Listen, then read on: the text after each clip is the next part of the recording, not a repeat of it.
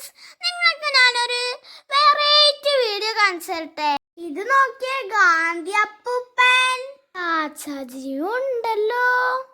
ഈ ചിത്രമൊക്കെ കാണുമ്പോളേ ശരിക്കുള്ള പോലെ ഉണ്ടല്ലേ. ഓക്കെ, എന്തു ഭംഗിയാലേ ഈ ഫോട്ടോസ് ഒക്കെ കാണാൻ.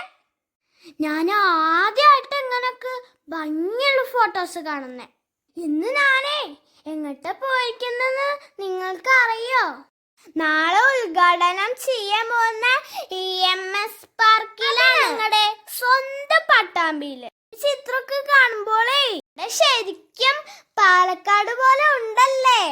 പാർക്ക് സ്ഥിതി ചെയ്യുന്നതേ അവളുടെ തീരത്താണ്. ആരാണ് അവൾ എന്ന് നിങ്ങൾക്കറിയോ? ആ കണ്ടില്ലേ പരന്നൊഴുകുന്നത്? അവിടെ ഫോട്ടോ എടുക്കാനുള്ള ഒരു ഹാർട്ട് ഉണ്ടല്ലോ.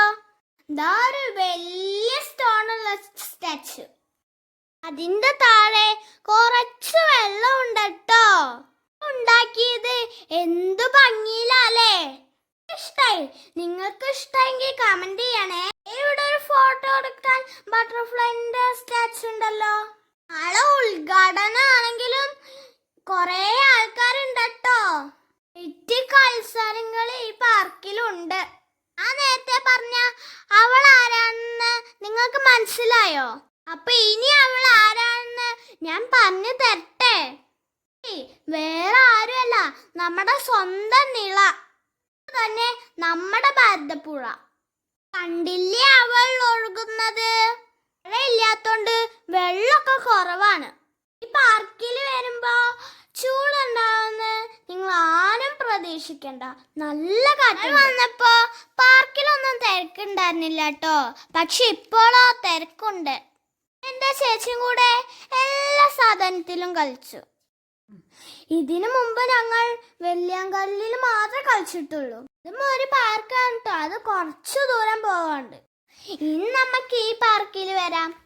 ഞാനൊരു പശുക്കുട്ടിയുടെ മേലെ ഇരുന്നിട്ട് കളിക്കുന്നത് കണ്ടോ? അതെ, പാർക്കിലെ ബാത്റൂം സൗകര്യമൊക്കെ ഉണ്ട് കേട്ടോ. കണ്ടില്ലേ എന്റെ ചേച്ചി സ്ലൈഡിൽ ഉരുട്ടി കളിക്കുന്നത്? എന്തായാലും എനിക്ക് ഈ പാർക്ക് വളരെ ഇഷ്ടമായി. എന്തായാലും പോവാലോ. പോവാന്ന് മാത്രല്ല, ഇടയ്ക്കിടയ്ക്ക് പോവാ. എന്റെ ചേച്ചിക്കും ഈ കളിപ്പാട്ടാണ് കേട്ടോ ഒരുപാട് ഇഷ്ടമായത്. ഇതുവരെ പോയ പാർക്കിൽ നിന്നല്ല, വളരെ വ്യത്യസ്തമാണ് ഈ കളിപ്പാട്ടം.